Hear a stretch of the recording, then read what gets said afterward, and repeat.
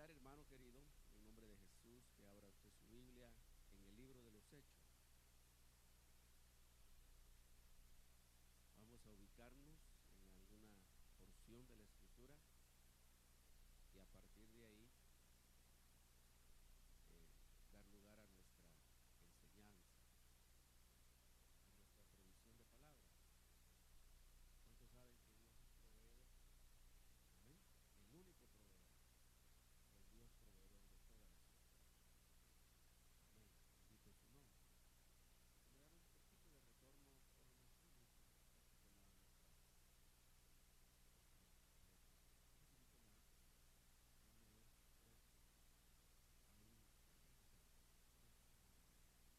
Vamos entonces, hermano, repite la cita en el libro de los Hechos, capítulo número 1. Vamos a leer verso número 6, número 7.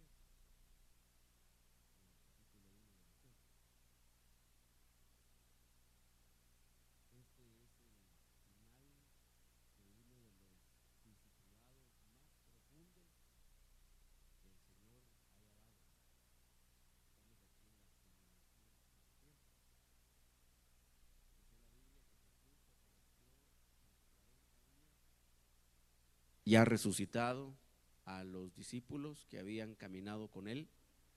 Entendemos, no a todos, sino a algunos que habían sido preparados de antemano, como dice la Escritura, un poquito más adelante, en algún pasaje, siempre en el libro de los Hechos. Y de esos 40 días, dice la palabra del Señor, que Jesús estuvo enseñando doctrina referente al reino de Dios. Es decir, cuál es la dinámica del reino de Dios, cómo se entra al reino de Dios, cómo se permanece dentro del reino de Dios, qué se obtiene dentro del reino de Dios, cómo funciona la autoridad en el reino de Dios, cómo se estructura la creación en el reino de Dios. Es decir, hermano, una cantidad de palabra muy poderosa. Y dice que el Señor hizo eso por 40 días. Y lo que nosotros vamos a leer ahora es el día número 40. No hay un documento escrito que aparezca identificado así, como está el libro de los Hechos, como están los evangelios, como están las epístolas o las cartas apostólicas, como están las cartas pastorales, como está el libro de Apocalipsis.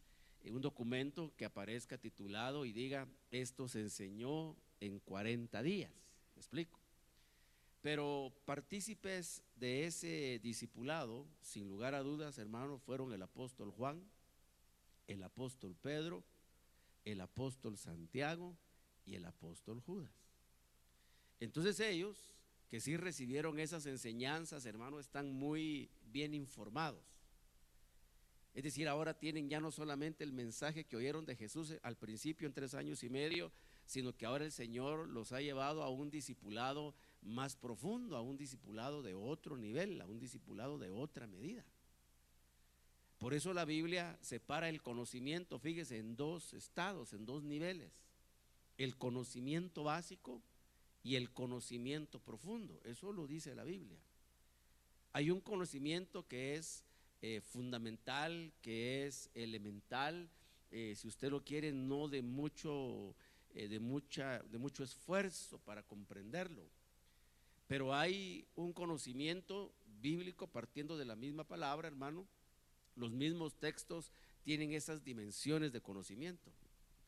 Hay aspectos de la palabra que quedan muy claros a la primera lectura, pero usted no me dejará mentir que algunas veces uno lee cosas en la Biblia y no entiende nada.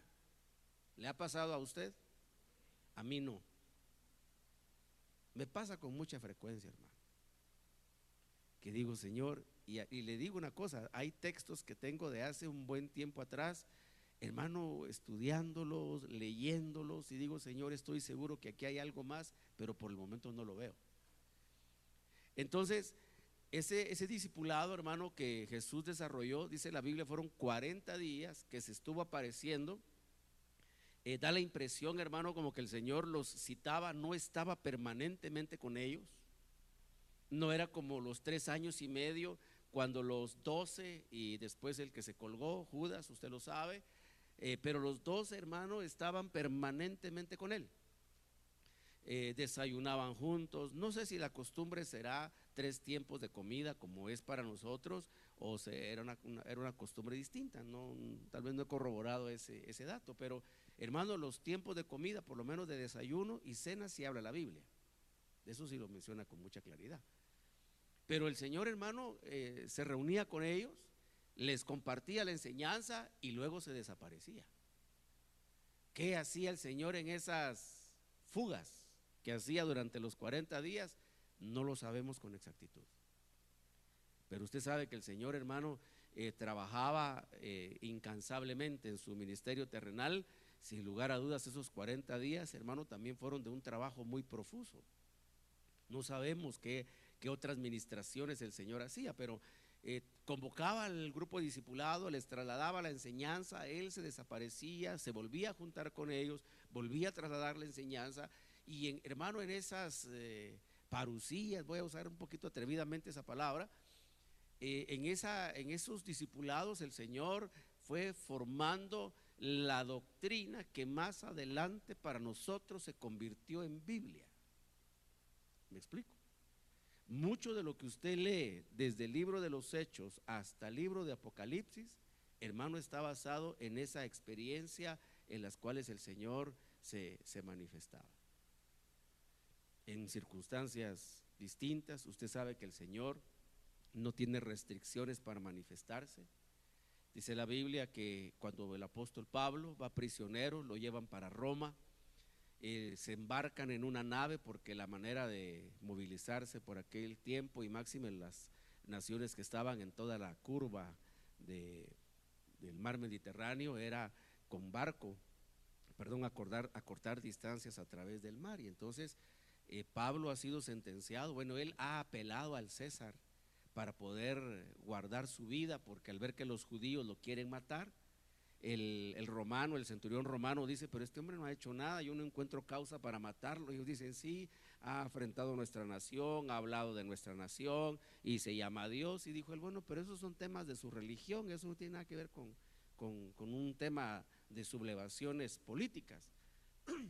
Al final Pablo, como ve que lo quieren matar, él apeló al César y bueno, él va en ese viaje. Y dice la Biblia que él advierte a los marineros y al capitán, les dice, miren, este viaje va a ser malo. Era un hombre guiado por el Espíritu Santo. En este viaje van a haber pérdidas, y ciertamente dice que hubo una tormenta, la nave no lograba avanzar, al final pasaron 14 días a la deriva, hermano. Y le digo por esto, porque Dios no está limitado. Mire, hay una tempestad, vientos huracanados, la nave está zozobrando en el mar, no hay puerto seguro, no hay tierra, ellos están a donde el viento los lleva. Y al final de las 2 semanas, porque son 14 días, dice el apóstol Pablo, anoche dijo, vino un ángel del Señor a mi camarote. Ahora, mientras los otros estaban en tormenta, el apóstol Pablo estaba hablando con un ángel del Señor. Por eso yo le decía, hermano, el día domingo, mire, el mismo problema, las mismas circunstancias y la misma situación no se ven de la misma manera según estemos en la carne o según estemos en el espíritu. Porque el resto de los tripulantes y los viajeros de la nave, hermano, ellos estaban afligidos. Dice la Biblia que no habían comido nada, estaban ayunando, quizá cada uno a su Dios. Y mientras ellos estaban agobiados de muerte, Pablo estaba siendo visitado por Dios. Ese es un mensaje para la iglesia. Hermano, que en tiempo de oscuridad y en tiempo de dificultad, el Señor va a ministrar a su iglesia y nos tiene que ministrar paz. Porque de otra manera, ¿cómo sobrevive uno, hermano, en medio de este sistema tan corrupto? Entonces, el Señor, hermano, se aparecía durante esos 40 días trayendo la instrucción, trayendo la enseñanza, y estamos en el día número 40, verso número 6. Al final de ese periodo, de esa cuarentena del Señor, de alguna manera para poder, no para equiparar, sino, hermano, en la misma semblanza de la vida de Moisés. La vida de Moisés, hermano, está dividida en 3 periodos de 40. 40 años, ¿verdad? Si son días o años es irrelevante, pero son 3 cuarentenas en las que está estructurada la vida de Moisés. La vida de Cristo también está estructurada en 3 cuarentenas, que las encuentra uno ahí en la palabra. Entonces, dice en el verso 6, los que estaban reunidos le preguntaban diciendo: Señor, ¿restaurarás en este tiempo el reino a Israel?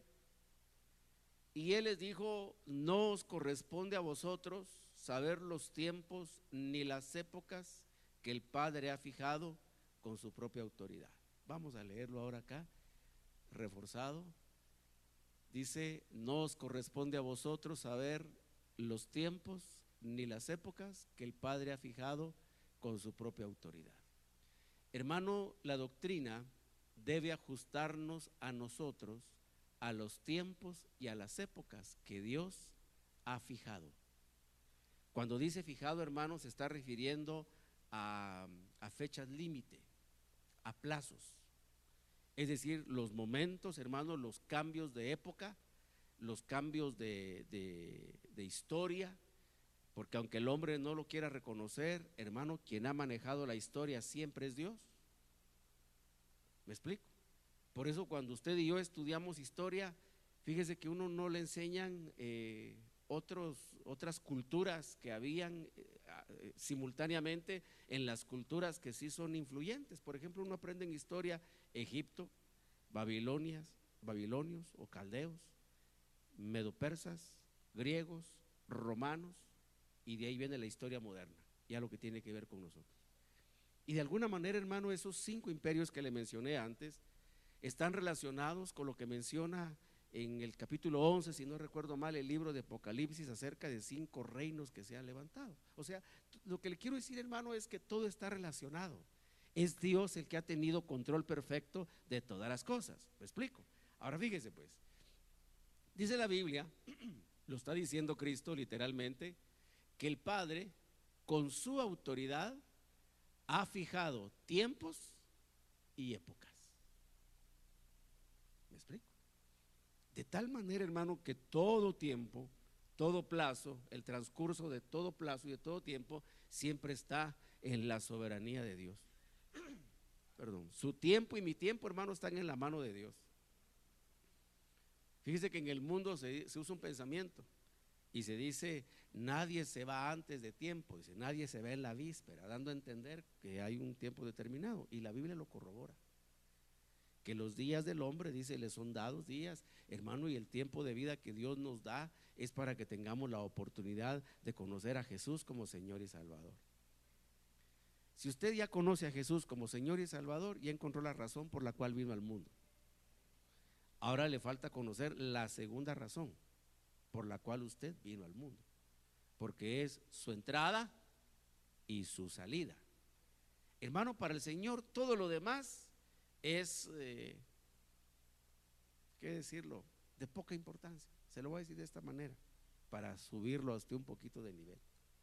Cuando uno se convierte a Cristo, dice el Señor, trasladado de las tinieblas a la luz, de la muerte a la vida, y todo lo que dice la palabra, ¿no? Y entonces viene uno, hermano, como recién convertido, como hijo de Dios, ahora está en la luz, antes estaba en las tinieblas, y uno trae sus quejas, ¿verdad? Y dice: Señor, pero cuando yo era chiquito, Señor, todo lo que me pasó. Y Dios, pues, yo te puedo sanar. Si yo no te quiero enfermo, no te quiero atado, no te quiero amargado, no te quiero resentido, te quiero sano, te quiero libre, para que entiendas que hay algo más grande que eso.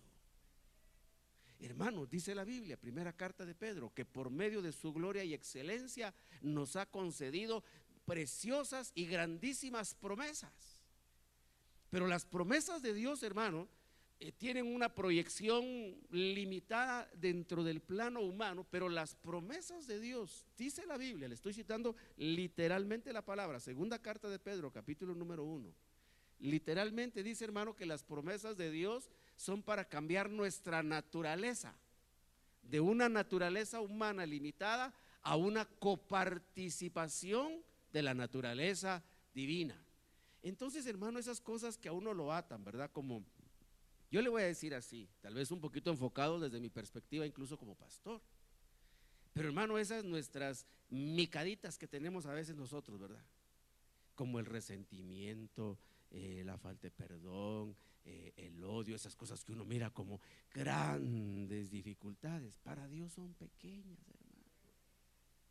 Mire, yo le voy a decir algo. Si uno no sana es porque no quiere, porque el poder de Dios ya fue desatado a favor nuestro, hermano. El poder de Dios ya fue liberado a favor nuestro, para nuestro beneficio.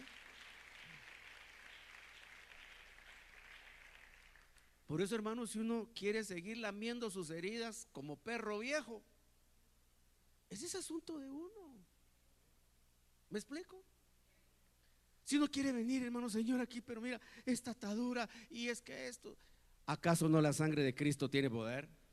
¿Cuántos creen que la sangre de Cristo tiene poder? La sangre de Cristo tiene poder para romper todo eso, hermano. Si Él no quiere a su iglesia limitada, no quiere a su iglesia atada, Él quiere una iglesia libre, que se exprese, alejada de la corrupción de este mundo, dice la Biblia, de la cual un día escapamos creyendo en Jesucristo y fuimos hechos libres porque nos ataba la corrupción del mundo, la concupiscencia. Entonces fíjese, en este momento vienen estos hermanos, estamos en el libro de los Hechos, y ellos hacen una pregunta, hermano, interesante. Ellos están preocupados, interesados en la restauración. Fíjese que se saben salvos, ellos se saben salvos, ellos han visto a Jesús, comieron con Él, caminaron con Él, por eso le hice toda la introducción. Hermano, vivían con Él, ellos, imagínese, hermano, cómo será, y usted lo puede vivir, ¿verdad? ¿Cómo será en la noche? Imagínese usted, se abriga, ¿verdad? Jala sus cobijas y buenas noches, Jesús. Hermano, ahí, a 2 metros de distancia. Y que el Señor dijera, que tengan una bendecida noche, hijos míos. Qué rico dormir a la par de Jesús, hermano. Donde cualquier estorbito que se moviera en la noche, inmediatamente Él podía reprenderlo. Si usted duerme así todas las noches y no se da cuenta, hermano. Lo que pasa es que como se duerme viendo Facebook, por eso no se preocupa si el Señor lo está cuidando. ¿Sí me doy a entender, hermano? Pero usted viene en la noche y va a decir, buenas noches, Señor Jesús.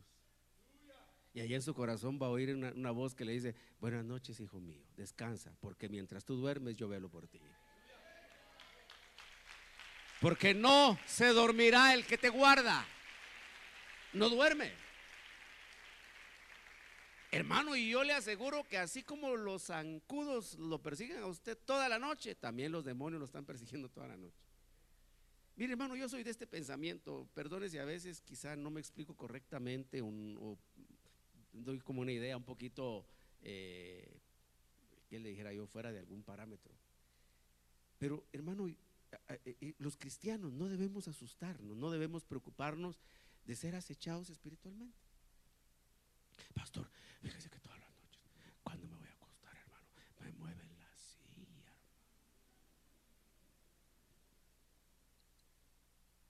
Ore, tome autoridad y en el nombre de Jesús eche fuera. Hermano, fíjese que todas las noches, allá en el techo de la vecindad de mi casa, hermano, cuando la luna se pone grandotota como una pelotota, hay un gato, hermano, que viene ahí, negro, feo, y me mira con sus ojos verdes. Échelo fuera en el nombre de Jesús. Si, hermano, lo normal es que la iglesia tenga luchas, lo anormal es que a la iglesia no tenga luchas. Un cristiano que no tiene luchas es un cristiano sospechoso.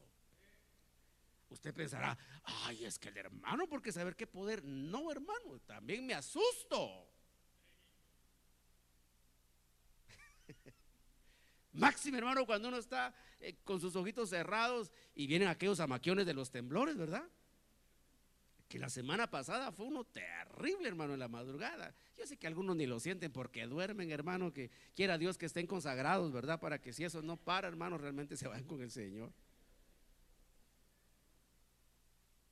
Lo que le quiero decir, hermano, es, dice la Biblia, porque nuestra lucha no es contra carne y sangre, sino contra huestes, principados, potestades y gobernadores de maldad en regiones celestes.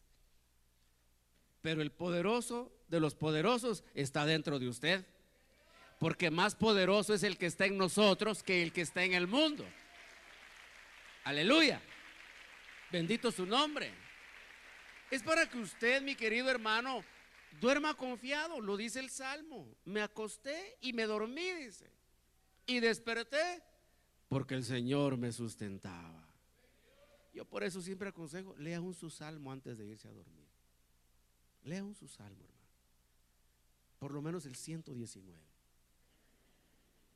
No, si usted quiere el 117, pues, pero léalo ahí y usted va a leer: ah, Señor, qué lindo, qué rico meditar en la palabra e irse a descansar, en vez de estarse atormentando con el Facebook, hermano. Qué indirecta le habrán querido decir con lo que publicaron ahí en Facebook. Y nadie está pensando a usted si no lo conocen. ¿No le parece a usted, hermano?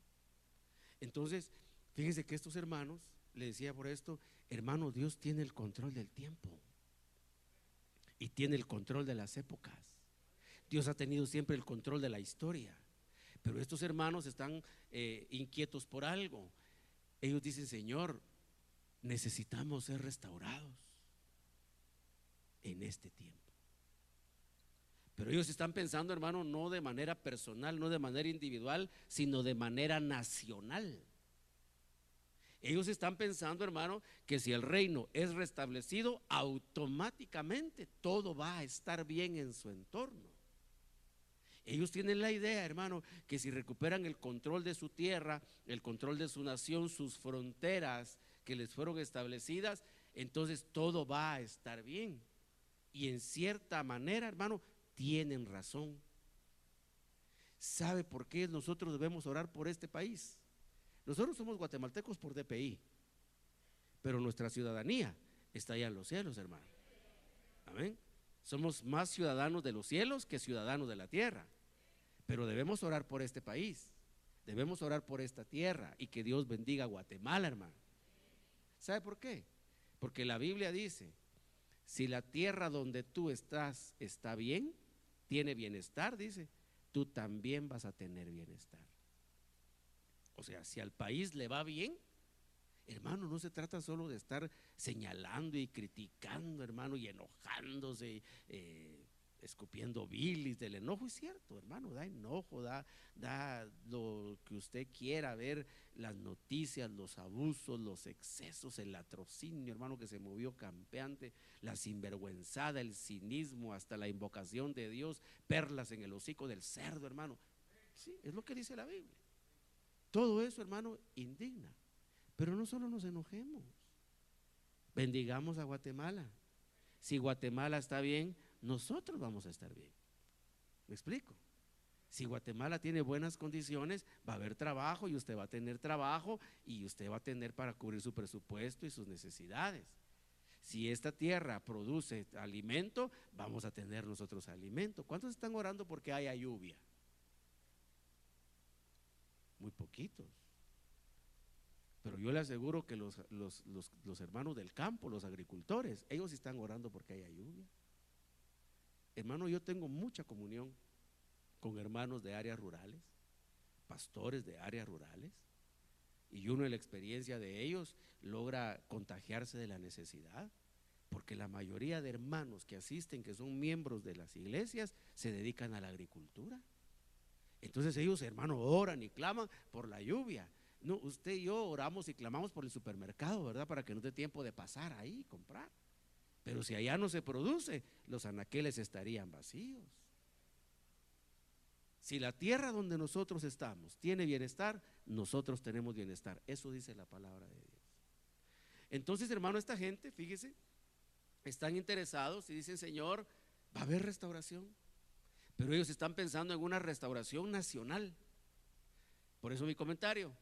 Entonces viene el Señor y les dice: no les corresponde a ustedes saber los tiempos ni las épocas, que están en la soberanía y en la autoridad de Dios. Porque fíjese, hermano, que ellos, por causa de su conocimiento y su teología, ellos no pensaban en nosotros. Ellos están pensando en restaurar un reino, una nación, establecer su forma de gobierno, vencer a sus enemigos, todo aquello que alguna vez se interrumpió. Hermano, esas jornadas victoriosas de David a la cabeza del ejército, cuando los enemigos, hermano, tambaleaban, los enemigos caían vencidos por el poder del ejército de Dios. Todo eso eran recuerdos nada más para ellos. Hermano, experiencias como la época de los jueces. Usted lee la Biblia, los jueces, hermano, levantaba el Señor un juez que gobernaba, hacía poderosa la nación, luego el pueblo pecaba y venían desastres, y así se fueron levantando, hermano, hombres tremendos como Sansón. Dice la Biblia, hermano, que Sansón fue a visitar una ciudad, no por buenas razones, porque el muchacho no se portaba muy bien, a pesar de que era un ungido del Señor, no confiaba, se confió mucho, se atuvo, se pasó de exceso de confianza y se metió en problemas serios. Pero hermano, imagínese usted un israelita de esa naturaleza, de esas características, que avisa: miren, Sansón está en tal ciudad, y cerraron las puertas. Hermano, las puertas de aquellos tiempos eran unas puertas enormes, por lo menos 6 metros de altura una puerta, 3 metros de ancho, de madera gruesa, hermano. Cerraron la puerta para atrapar a Sansón, pero como la unción todavía la tenía, se quitó las amarras, y cuando vio que las puertas le impedían el paso, arrancó las puertas y se las llevó cargadas. Miren lo que es la unción del Señor, hermano. Y no solo las levantó, dice que hasta con los soportes levantó las puertas. No solo las levantó y las tiró, se las llevó hasta una montaña, dice, hermano, como que llevaba una mochila en la espalda, hermano, con las 2 enormes hojas de puerta, se las llevó cargadas. Entonces ellos añoran ese tiempo. Ellos añoran, hermano, un Israel encumbrado, pero ellos, hay una noticia que no tienen, y es que Dios tiene un plan. Dios tiene, voy a decirlo de esta manera, un as bajo la manga. Dios tiene, hermano, pensado, tiene un proyecto, tiene por ahí algo escondido que a nadie le ha contado, tiene un secreto muy bien guardado, un tesoro muy valioso para él, que para que no se lo echaran a perder, no lo contó antes, sino que lo mantuvo en secreto. Hermano, Dios sabe guardar secretos. Dios sabe guardar secretos. Por eso, más que contarle las penas a la gente, hay que contárselas a Dios, porque Dios sabe guardar secretos. ¿Acaso no dice pues que uno le confiesa en público y en lo secreto Él hace conocer sabiduría? Entonces Dios guardó, hermano, este proyecto que Israel no tenía ni la menor noticia. Entonces ellos están preocupados: Señor, ¿es este el tiempo de restaurar la nación? Hasta el día de hoy, hermano, Israel lleva 2000 años esperando su restauración como reino. Y déjeme decirle una cosa: ya no está muy lejos, ya está cerca.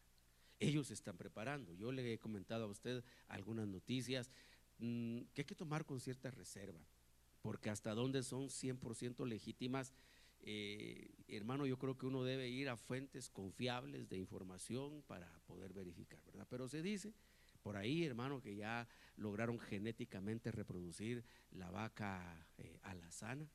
Yo tengo la foto, pero hermano, como ahora con Photoshop todo se puede arreglar, entonces uno no sabe si es verdad o no es verdad.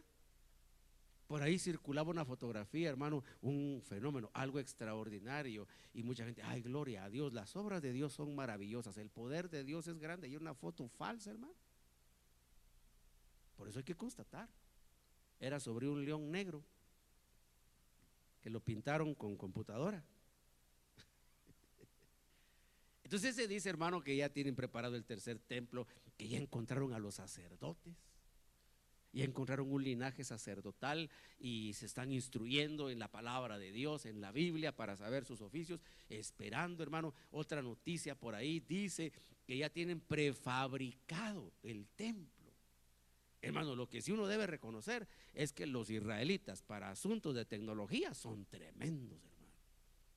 son los pioneros de la ingeniería genética, hermanos, son los pioneros de muchas tecnologías, de muchas ramas de la ciencia, del conocimiento, la política, la economía, es decir, han hecho aportes enormes al desarrollo humano. Entonces dice que tienen ya, hermano, como esos juegos de Lego, los bloques, solo para en el momento que puedan, de un día para otro, lo pueden levantar.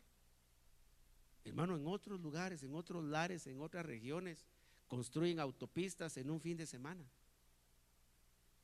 Fíjese. Y eso sí es de la vida real. Vi el documental.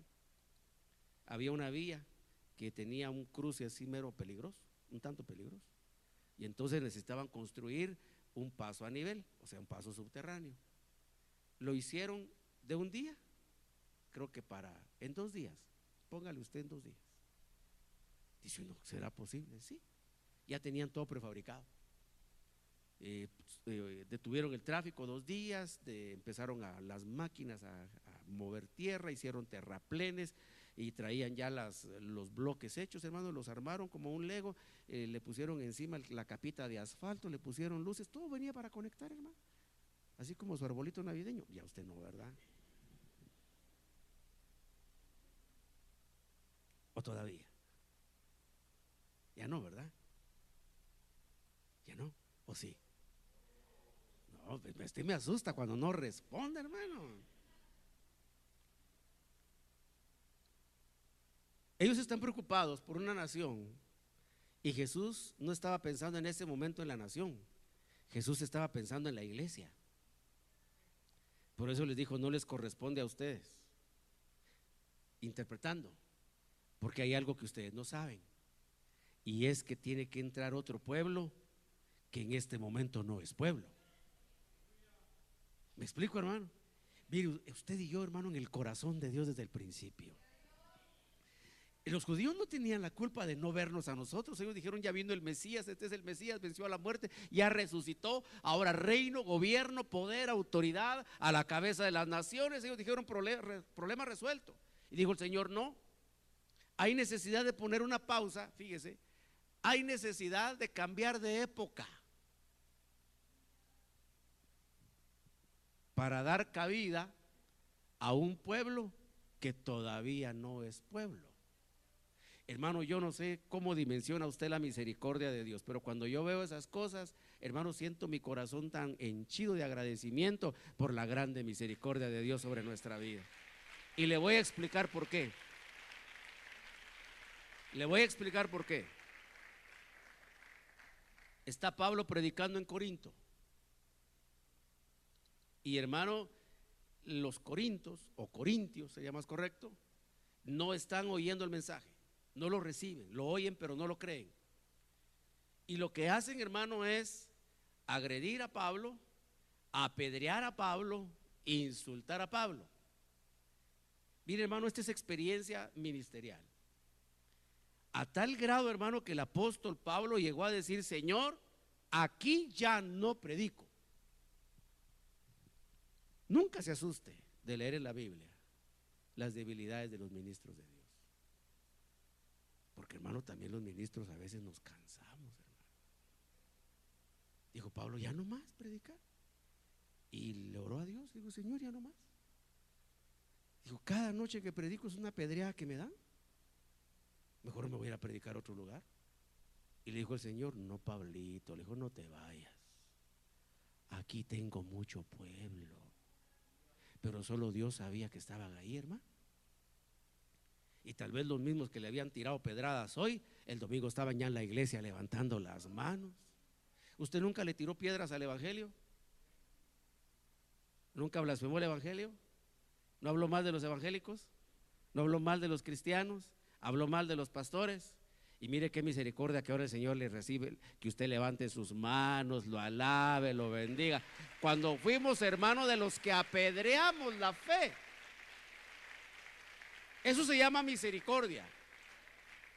Entonces, hermano, cuando Pablo oye el mensaje, Señor, pero si, mira, y dice, aquí mira, todavía me está saliendo sangre de la pedrada que me dieron. Sí, dijo, pero tengo mucho pueblo, que en ese momento, hermano, estaban adorando ídolos, adorando imágenes, quemando incienso a ídolos. pero Dios ya sabía que eran pueblo. Desde que usted y yo, hermano, estábamos atrapados en nuestra oscuridad, ya fuera religiosa, oscuridad moral, oscuridad ética, o de la tiniebla donde usted haya estado, en el basurero donde usted haya estado, el Señor ya tenía un plan para su vida. Por eso le digo, ahora viene uno y con charaditas, hermano, un resentimiento, que una inconformidad, que un prejuicio, hermano. Si fuimos llamados a una gloria eterna, a una gloria eterna, como para que nimiedades, como que para simpleza sea la razón por la que nosotros dejemos de caminar ese camino. ¿Me doy a entender? Entonces dice el Señor, ¿saben qué pasa, hermano? Estoy parafraseando con Biblia, que viene un cambio de época. Hermano, lo que vamos a leer ahora es terrible. Viene un cambio de época, no se los explicó. Pero ¿qué cambio de época venía? Capítulo número 11 del libro de la carta a los Romanos. Si me ayudan con el tiempo, yo estoy hoy más perdido que otros días con el tiempo. Romanos 11. Esto que vamos a leer ahora, hermanos, sucedió poco tiempo después del diálogo de Hechos 1. Un cambio de época. Hazme con los dedos, ¿cuánto me falta? Eso me queda. No entendí entonces. Dime mejor cuánto me queda. ¿Sí? Verso 25, capítulo 11. Dice Pablo, porque no quiero, hermanos, que ignoréis este misterio. Va leyendo usted conmigo su Biblia, ¿verdad? Para que no seáis sabios en vuestra propia opinión, que a Israel le ha acontecido un endurecimiento parcial. Entonces fíjese qué es lo que está en el pensamiento de Cristo. Los judíos, los voy a ubicar, hermanos, racialmente. Los judíos, porque los que están ahí son judíos. Ahí no hay gentiles, son todos judíos. Los judíos le dicen, Señor, vas a restaurar, fíjese cómo dicen ellos, el reino ¿a quién? A Israel. Ellos están pensando en Israel. Cristo está pensando en la iglesia. El Señor sabe, el Señor, bueno, ya no lo tenemos acá. El Señor, que es dueño de los tiempos y de las épocas, Él sabe que viene un cambio de época. Recuerde que Cristo es el ejecutor de un plan del cual el Padre es el diseñador. Hermano, el Padre diseñó el plan de salvación y Cristo lo hizo realidad.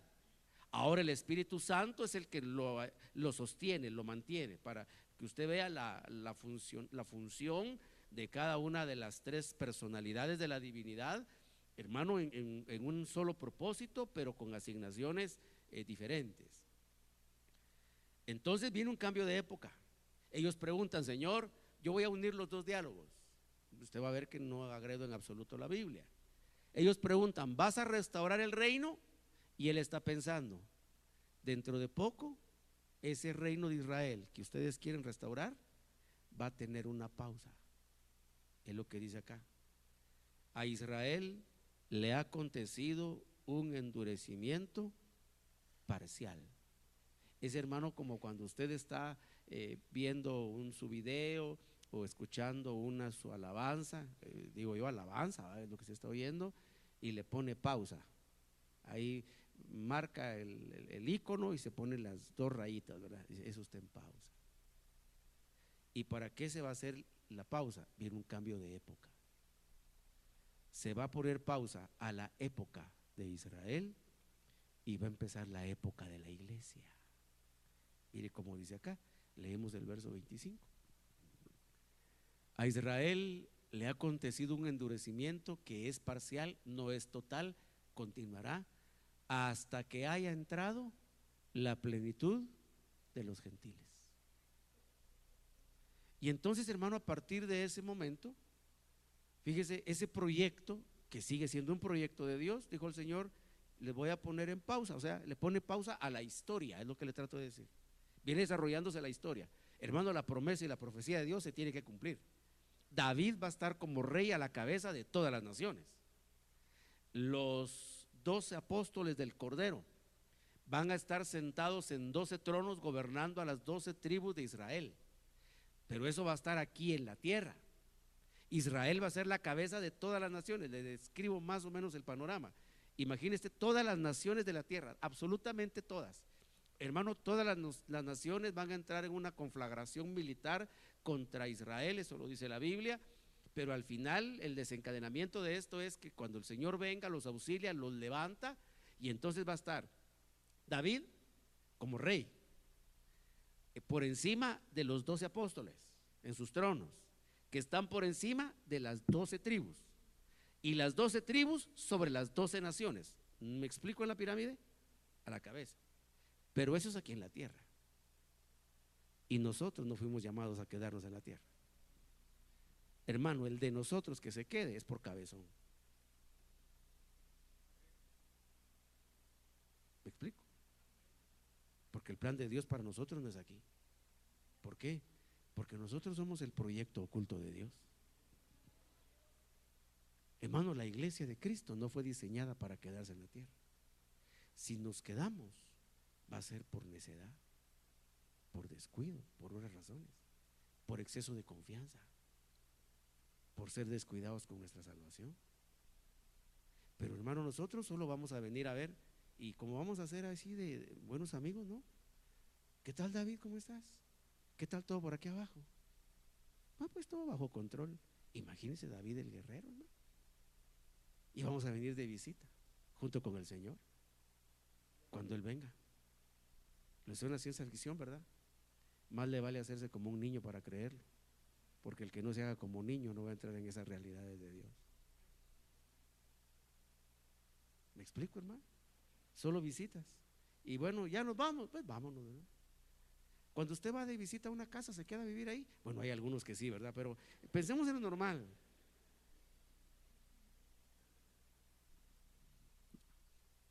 Hay unos que se hacen ya muy fuertes en la visita.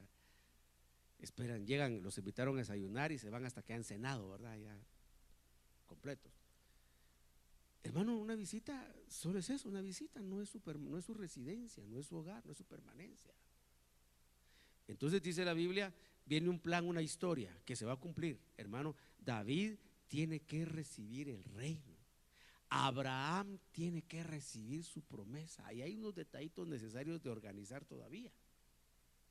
Se van a levantar a recibir su heredad.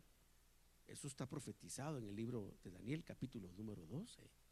Entonces, la historia va a continuar, pero vino el Señor y le puso un alto a la historia. Abre una nueva época y la historia continuará. Ahí sí se cumple, esta historia continuará. Pero en esta época vino el Señor, hermano, y la apertura del evangelio fue para toda tribu, toda lengua, toda raza, toda nación y todo tipo de gente. Hermano, no hay ninguna discriminación, no hay ningún requisito de ninguna naturaleza, ni socioeconómico, ni político, ni de intelecto, absolutamente nada. Todos los que entramos a la salvación en este tiempo valemos lo mismo. Se pagó lo mismo por todos. ¿Amén? La misma sangre que se pagó por usted, se pagó por el hermano que está al lado suyo. Todos valemos la sangre preciosa de un cordero sin mancha. Para que nadie, dice Pablo, para que nadie crea que es más que otro. Por todos se pagó lo mismo, por nadie se dio más sangre y por nadie más se dio menos sangre. Ahora, cuando dice la Biblia, cuando haya entrado la plenitud de los gentiles, verso 26, la historia continuará. Dice la Biblia, vamos al libro de los Hechos, capítulo número 28. Mire, hermano, qué importantes son las palabras de un verdadero hombre de Dios. Ahora, ¿quién ha controlado, hermano, o ha manejado o ha administrado todos estos tiempos y estas épocas? ¿Quién lo ha hecho? El Señor. Lo ha hecho Dios. Hermano, hoy circulan en redes sociales como testimonios, hermano, cosas que son de asombro. Hace poco, hermano, circuló una noticia. Usted sabe que Israel tiene un sistema de defensa antiaéreo, porque como le llegan los obuses de los palestinos, ¿verdad? Desde la franja de Gaza les disparan y ahí tiran la pedrada y esconden la mano y luego la pasan, hermano, como que fueran niños de primera comunión, y son unos malvados de primera marca, son desalmados, hermano. Y entonces falló la batería antiaérea de Israel Ellos lanzaron sus misiles de contraataque que tienen como objetivo interceptar los proyectiles, los misiles que vienen de Palestina y destruirlos antes que dañen a alguna parte de la comunidad. Y ellos dispararon sus misiles, hermano, y fallaron todos. Irremediablemente la bomba iba a caer e iba a matar personas. Nadie sabe cómo se desintegró en el aire. ¿Quién cree usted que la desintegró? El Señor. Amén. ¿Por qué? Porque todavía no es tiempo que Israel sea asediado, pero ya va a llegar el tiempo. De la misma manera, hermano, está establecida la fecha, el día y la hora que usted y yo nos tenemos que ir de aquí. Está en la potestad de Dios. Y peligroso sería, fíjese, que la doctrina que nosotros practicamos no se ajustara al tiempo de Dios. Por eso es que nosotros, hermano, no podemos perdernos en otros intereses y en otras metas y en otros objetivos. Dice la Biblia, hermano, Pablo está en Roma, el viaje que le mencioné antes, alquila una habitación en Roma, realmente el Señor lo ha llevado para testificar. Y dice ahí, vienen los judíos, estoy a partir del verso número 23, venían en gran número, donde él dice, desde la mañana hasta la tarde. Mire qué predicaciones las de Pablo, hermano, desde la mañana hasta la tarde. ¿Me explico? Así debería uno de predicar, ¿verdad? Desde la mañana hasta la tarde. Bueno, aquí casi pasa eso. No siempre, ¿verdad? Pero a veces pasa. Dice, les explicaba, testificando fielmente sobre el reino de Dios y procurando persuadirlos, recuerde que son judíos, persuadirlos acerca de Jesús, tanto por la ley de Moisés como por los profetas. Hermano, ¿qué tan dócil fue usted al evangelismo? ¿Qué tan dócil fue usted que lo evangelizaron y aceptó a Cristo? Hermano, qué difíciles somos. ¿Sí o no? Difícil, hermano, oyendo la palabra y la palabra, pero no por eso hay que dejar de evangelizar. Evangelice, hermano. Dice el verso 24, algunos eran persuadidos con lo que se decía, pero otros no creían. Verso 25, y al no estar de acuerdo entre sí, comenzaron a marcharse. Después de que Pablo dijo una última palabra: bien habló el Espíritu Santo a vuestros padres por medio de Isaías el profeta, diciendo: ve a este pueblo y di, al oír oiréis y no entenderéis, y viendo veréis y no percibiréis, porque el corazón de este pueblo se ha vuelto insensible. Miren los problemas de ser insensible. Con dificultad oyen con sus ojos y sus ojos han cerrado, perdón. No sea que vean con los ojos y oigan con los oídos y entiendan con el corazón y se conviertan y yo los sane. Verso 28, hermano, ese verso 28 para usted y para mí es un verso glorioso.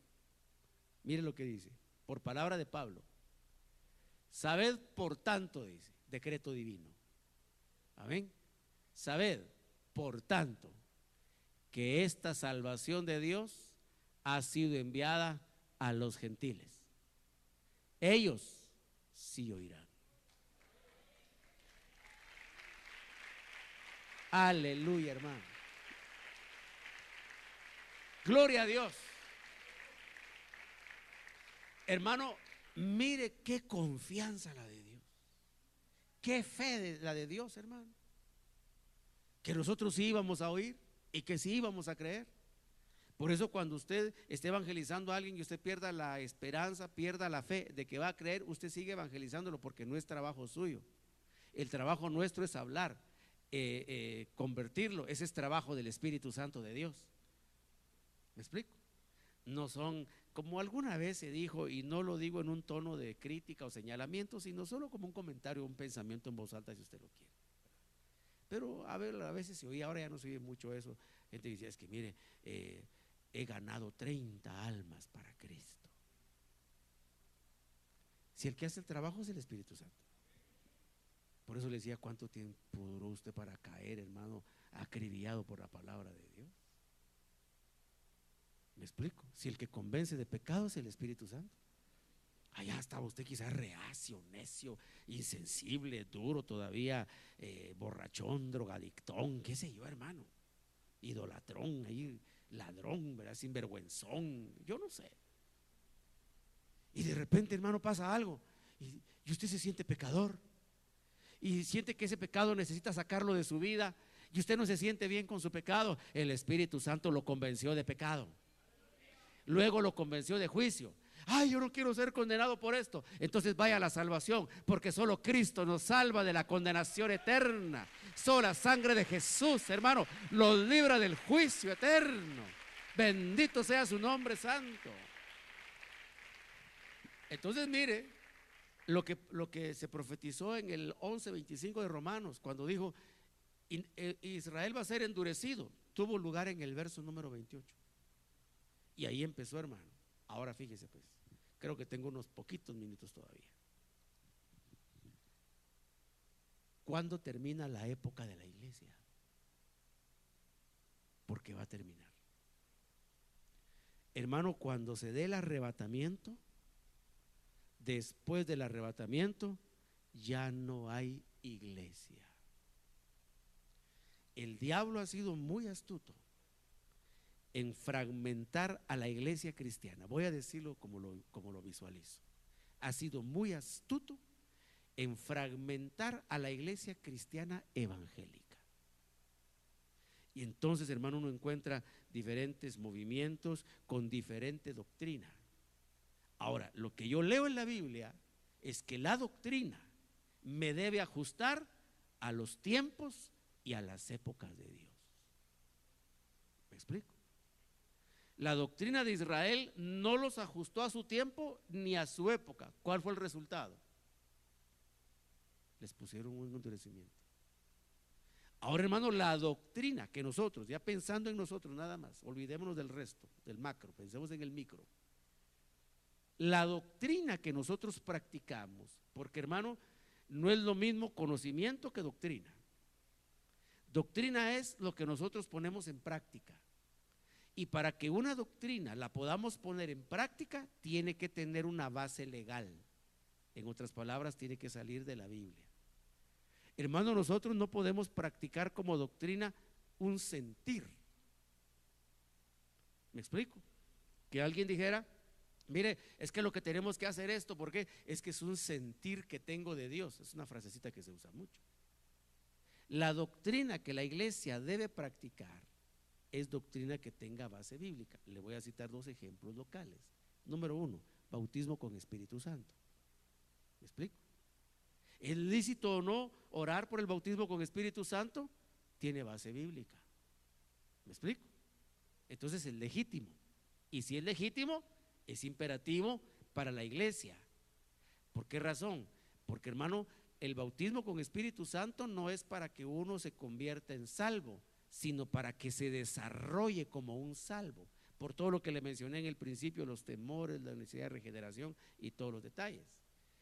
Doctrina, hermano, aquí en la iglesia, por la base de la escritura, es que las mujeres cubran su cabeza cuando oran y cuando profetizan. ¿Me explico? Esa es doctrina. Dijo una vez alguien, eso era del catolicismo. Hermanos, si el catolicismo salió de la verdad, se convirtió en un trabajo del diablo, pero salió de la verdad, salió de la iglesia verdadera, una iglesia distorsionada. ¿Me explico? Entonces, hermano, ahora la doctrina me debe ajustar a mí al tiempo y a la época. Entonces, fíjese pues, ¿esta época es época de gentiles o es época de judíos? De gentiles. Entonces, ¿por qué razón nosotros viniéramos o podríamos venir a traer cosas de otra época? Mire pues, ¿usted ha visto fotos suyas de hace 15 o 20 años? Los que pueden hacerlo, por supuesto. De hace 20 años. ¿Cómo se siente cuando ve cómo se vestía usted en esa época? ¿Se vestiría hoy así? Ay, no, dice, gran poder de Dios, ni pensarlo.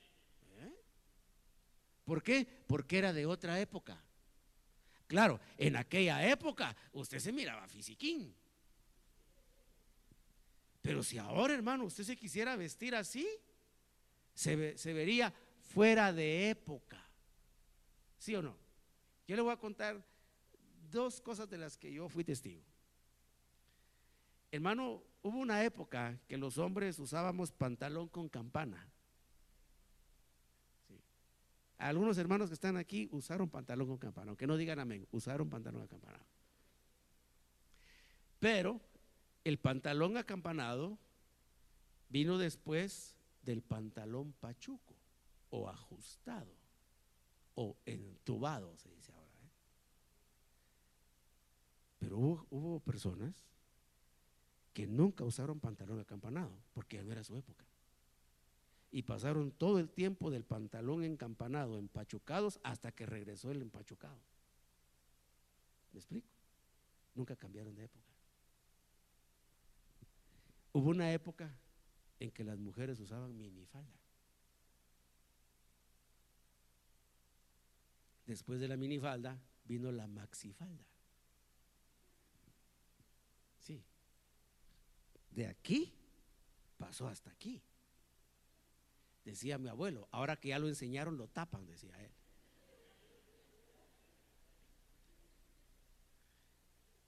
Pero yo conocí personas que nunca usaron maxifalda porque no era su época. Y entonces se quedaron con la falda corta, y mientras las demás cargaban faldas hasta abrir el tobillo.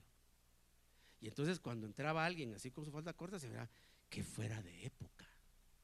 Cuando andábamos todos, y digo andábamos porque yo sí usé pantalón acampanado, hermano, la campana salía desde aquí, mire así. Mientras más grande, mejor, hermano. Y mientras más patantaco uno caminaba, más estilo tenía, más chile echaba. El pantalón, los hombres usábamos pantalón de cintura baja. Sí, ahora se ve raro. Pero en aquel tiempo le digo que usted hubiera dicho, wow. Así, hermano, sería la iglesia si hoy espiritualmente trajera cosas de otra época. Por eso los cristianos no podemos vivir como judíos, porque es de otra época.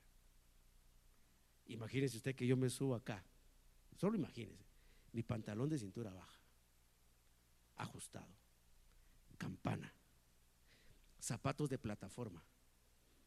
Ríase, tiene todo el derecho de reírse, pero así nos vestimos. El zapato, hermano, con tacón alto y una plataforma abajo, hermano. Entonces se miraba uno así. Entonces se lucía más la campana. Cinchos gruesos con hebillas gruesas. Camisas ajustadas de poliéster llenas de flores. Y yo me subo acá. Usted dice, ese hermano se salió del túnel del tiempo. Pero en aquel tiempo, hermano, hacía uno suspirar las patojas con ese estilo.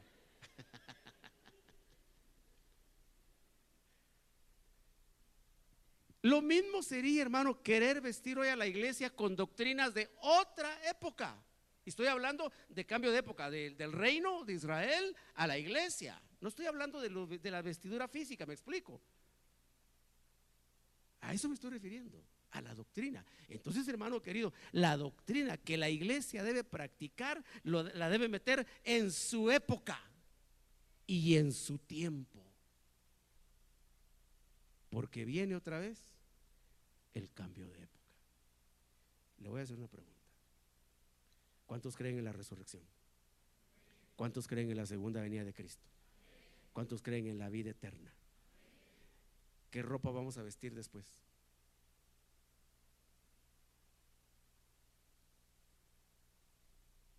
¿Cómo irán a ser las vestiduras?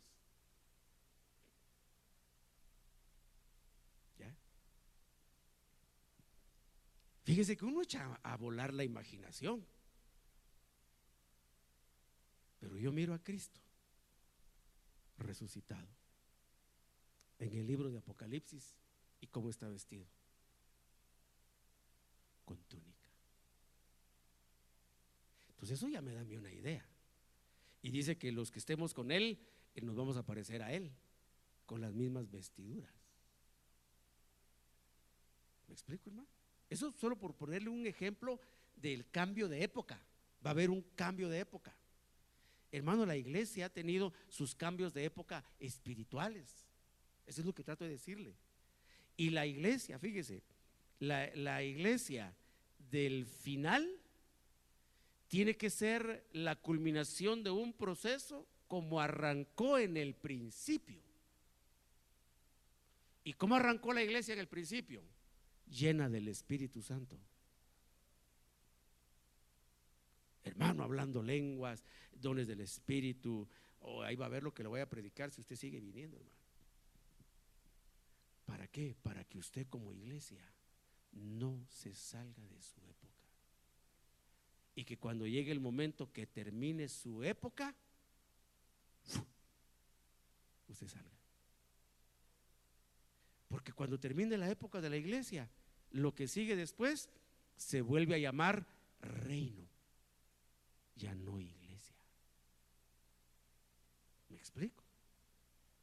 Y entonces el que se quedó, pero miren, vayamos al culto, hagamos, porque los que nos quedamos juntémonos, hagamos grupito. Es decir, ustedes ya no pueden hacer eso. ¿Por qué? Porque la iglesia ya terminó su época.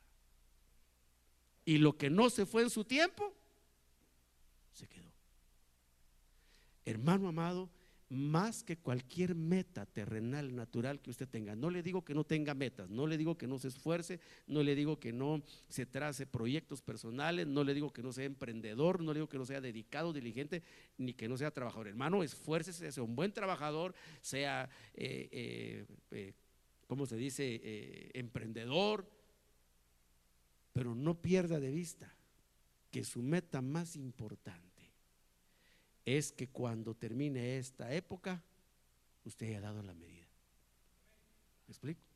Y usted salga, porque lo que aquí va a quedar no es recomendable bajo ningún punto de vista. ¿Me he logrado explicar en esa parte, hermano? Bueno, demos una ofrenda de palmas al Señor Jesús.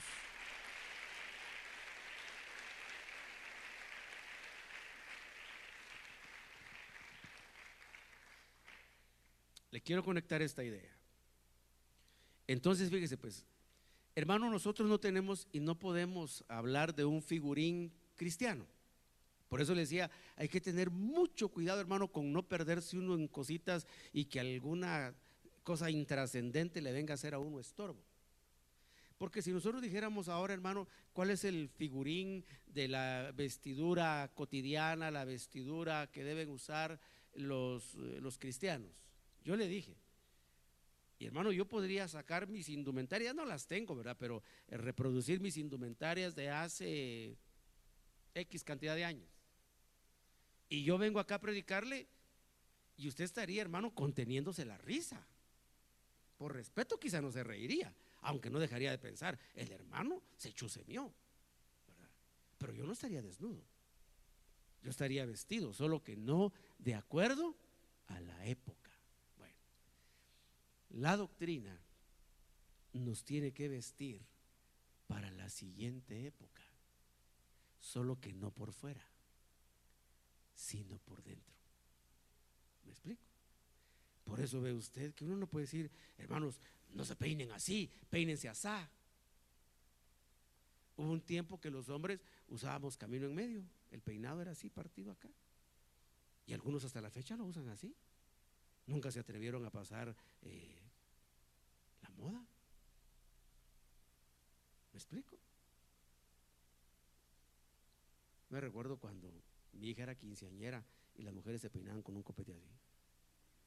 Así, el copetón. Como es mi hija, puedo hablar de ella, ¿verdad? Y yo la molestaba, le hacía bromas porque era el copete. Y ella decía, yo siempre me voy a peinar así. Yo le decía, no, mija, va a haber un tiempo donde te vas a reír como te peinabas ahora y ya no te vas a querer peinar igual. No, como así son los adolescentes, ¿no? Siempre me voy a peinar igual, nunca voy a cambiar de peinado, decía ella. Ahora le digo, ¿cómo te ves aquí en las fotos? Dice, qué pura lata eras, cómo me dejaban que me peinara así. Dice, así le gustaba. Hermano, yo no quiero que allá en la resurrección usted me reclame. Mira, pastor, usted sí que nunca nos enseñó bien la doctrina, nunca nos vestimos apropiadamente. Imagínense que allá en la resurrección aparece usted así como entraré yo aquí, hermano, a lo Elvis Presley. Fuera de época, ¿verdad? Hermano, totalmente desconectado. No, la iglesia tiene que vestirse de acuerdo a la siguiente época por dentro. Amén. ¿Y cómo se llaman las vestiduras? Tienen un nombre en la Biblia. Lo dice un pasaje muy precioso de la Escritura en el libro del profeta Isaías. Dice, se llamará camino de santidad, que es con lo que nos tenemos que vestir para la siguiente época. Pero la santidad de adentro, porque la apariencia de afuera, tan fácil que es manejarla, hermano, y tan fácil que es impresionar. ¿Me explico, hermano? Entonces, Dios es el dueño y Él decide cómo cambia. Por eso le ponía el pasaje de Hechos. Hermano, Jesús sabe que viene un cambio de época. Ellos preguntan, están en el final. Señor, ¿vas a hacer esto? No, dijo, ustedes no tienen que saber, no les corresponde. Pero Jesús ya sabe, el Padre ya le dijo, hijo, llegó la hora de sacar a luz el tesoro que hemos tenido guardado, el tesoro que hemos tenido escondido, eso que nadie nunca